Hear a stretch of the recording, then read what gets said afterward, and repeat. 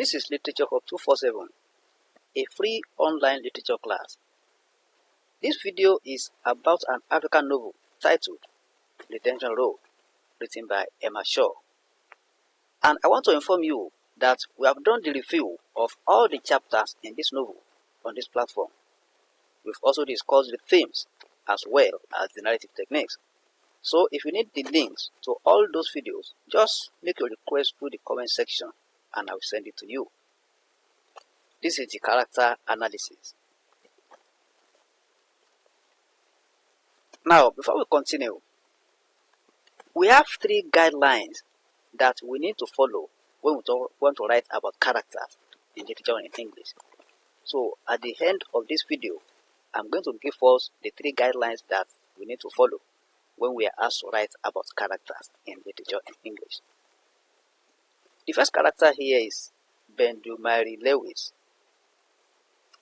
Lewis is the protagonist of the novel, and most of the scenes are seen through her eyes. She is a young woman and an American-Liberian. Lewis is responsible for most of the narrative in this novel, and she is the protagonist of the novel. She is the daughter of Mr. Ben and Mrs. Eva Lewis. Bendu's grandma is Catherine Tyler, also known as Granny May.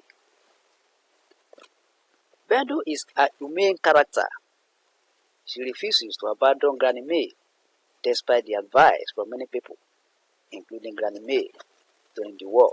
That is, by the time Bendu is pushing Granny May in a wheelbarrow, some people are telling her that she should abandon the woman, that the woman is already old. She should run for her life, but she refused. She even had feelings for the children and the old people abandoned by their people along the road.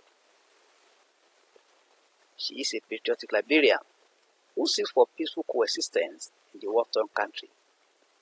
That's why she coordinates an NGO, BIP, that is, Peace in Practice, where the traumatized Liberian Civil War survivors are counseled and assisted by her and Agnes. She is at the same time struggles silently with her own wartime experience. Bendu is a courageous woman who faces a lot of difficulties in the novel and overcomes them. After she was captured and taken to the Luma is the name of the camp where she was taken to after they captured her. She dealt with Samson, her rebel husband, and was nicknamed TKO. She courageously escaped from the camp eventually. She courageously confesses all she did at the Luma camp to the members of her family while in the hospital bed. She is a very decent and lovely character. It takes time before she decides to fall in love with Calvin after the death of her former fiancé, Jonah. She feels bad at the Luma camp when Samson forcefully rapes her, which results in the death of baby girl, whom she abandoned at the camp. She is a lovable character. She conforms to the laws of the land. She stands like a lone ranger when her sister and her friends refuse to support her in her decision to bring Commander Cobra to justice legally. She turns deaf ears to their advice, and she's nearly implicated in the death of Commander Cobra. So Bendu is insisting that she's going to try Commander Cobra legally. That is why she did not enjoy the support of his friends and family members then. The next character is Catherine May Tyler Lewis. She is Benjamin Lewis' mother, Bendu Lewis' paternal grandmother, and she is also called Granny May. The book opens with her memorial program. Bendu and her granny had gone to visit cousin Rebecca at Somofe when the war erupted. The woman died along the line when they left the village on the wheelbarrow Bendu put her. Her remains are not found. The family just uses a casket and some of her favorite things to represent her. The woman is said to be lovely, generous, and has a sense of humor. This is gotten from the comments of the people who come for the memorial program. Another character is Seatha Terrance. Seatha Terrance is the older sister of Bendu Lewis and has light skin like her mother. Her husband is Terrance Clark, who is part of the government in Liberia.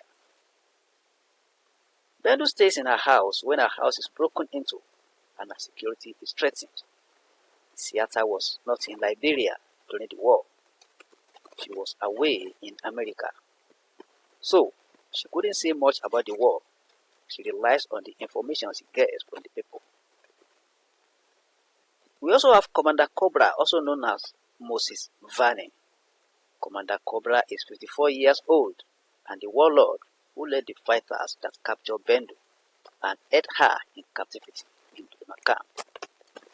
Mamuzu described him as one of the most disciplined officers that everybody is scared of and at the same time respected. Mamuzu says he's a good man but makes himself tough so that the people will not mess up with him. He becomes a different person when he takes his drugs. This is when he appears wicked and kills. He gives Bendu to Samson, one of his fighters, as a husband. Cobra doesn't like the situation he finds himself in. He breaks down at times in the darkest hour of the night in his room. Cobra went into the streets after being maltreated in his uncle's house, whom he stayed with after the death of his parents. He is informed that Bendu is after him and he breaks into her apartment and later kidnaps her. His dead body is later found in the St. John River and said to have been killed by a bullet to the head. Another character is Captain J. Daniels. He is the son of C.J. and Angela Daniels. He is a childhood friend of Bendu and a close friend of Bendu's late brother, Benji. He is one of the best writers and works with the World Journal. He assists Bendu while trying to bring Commander Cobra to justice. He is described as a tall man with salt and pepper hair and dark eyes. Agnes described him as a nice and handsome man, and Bendu also agrees with this. Agnes wants Calvin and Bendu to come together as husband and wife. We also have Terrance Clark. Terrance Clark is the husband of Seatha, Bendu Lewis' older sister. He is a politician and works with the government in power in Liberia. Terrance is not faithful to his wife as suspected by his wife with his strange behavior. Seatha alleges that he comes home late without any reason or apology. She later discovers in his call logs his connections with ladies. Terrance is also a betrayer. He betrays his sister-in-law, Bendu. He is connected with Cobra's avoiding the writ of arrest. Seatha also discovers that he has been in contact with Chief Kesley. The police boss, while he claimed he had not seen the man in ages, he was lying that he has not been in contact with Chief Kesley for a very long time, while talked with the man. He is a cunning and secretive character. Terrance is already aware of the murder of Moses Vane from the newspaper he bought and keeps it to himself. This is later found out by Bendu when she requests to read the newspapers. Another character is Tene. Tene is one of the 3 survivors of the Civil War who were engaged in counseling sessions in PIP, an NGO funded by Bendu. Tene is a 22-year-old high school girl who works as a cook helper at Seatha's place. She is depressed because of the experiences of the Civil War. Tene is infected with HIV after she was sexually abused by the warriors. She claims in her letter that her mother gave her away to the warriors to save herself and her baby boy. She is used in the novel to educate the readers on HIV, to know how it is contracted and how to prevent it. Bendu described Tene as an honest character with a special place in her heart.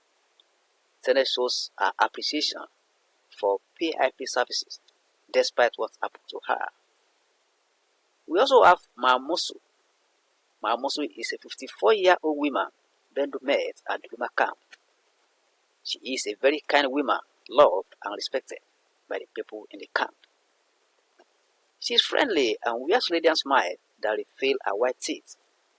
She is the one who takes care of Bendu Lewis when she gets to the Luma camp. She helps massage the fingers wounded by Samson.